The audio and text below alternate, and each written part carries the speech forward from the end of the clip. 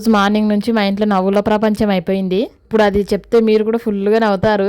అది గుర్తుకొచ్చి ఒకటే నవ్వుతున్నా. ఇక్కడైతే పూర్తి చేసుకొని తినాలనిపించింది. అయితే దానికి కావాల్సిన బొంగులు కదా, అంటే మరమరాలు, మేము బొంగులే అంటాం వాటిని. మా తమ్ముడి దగ్గరికి వెళ్ళి శివప బెల్పూరి చేసుకుందామా, తినాలనిపిస్తుంది స్పైసీగా అంటే, మా అమ్మ విని పూరీలు లేవు, ఏం లేవు, ఆడ నూనె లేదు, పిండి లేదు, ఏం చేసుకుంటే పూరీలంట, ఒకటికి రుచులు కావాలని మా అమ్మ ఇద్దరిని తిడుతుంటే ఇద్దరం కలిసి అవ్వలేక కడుపులు పట్టుకున్నాం అనుకోండి. మేమెందుకు నవ్వుతున్నామో మా అమ్మకి అర్థమైతలే. ఇద్దరికి పిచ్చి పట్టిందని ఆమె మాతో పాటు నవ్వుతుంది. ముగ్గురం పిచ్చోళ్ళలాగా నవ్వుతున్నాం. కానీ మా అమ్మ ఎందుకు నవ్వుతుందో మాకు అర్థమైతలే. అమ్మ దీన్ని ఇంతకు ముందు తిన్నదిలే, కానీ దీన్ని ఏమంటారో తెలియదు అనమాట. బెల్పూరి అంటే మా అమ్మ పూరీలు చేసుకొని తింటారేమో అనుకొని పిండి లేదు, నూనె లేదని తిడుతుంది. తమ్ముడు నవ్వి నవ్వి, అమ్మ పూరి అంటే అది కాదే, బొంగులతో చేసుకొని తింటారు, దాంట్లో కొంచెం కారం పొడి, ఇలా ఉడువ, టమాటా, కొత్తిమీర, మిరపకాయలు వేసుకొని కలుపుకొని తింటే అది బెల్పూరి అంటారే అమ్మ అని చెప్తే మా అమ్మ కూడా ఫుల్గా నవ్వుతుంది ఇంకా.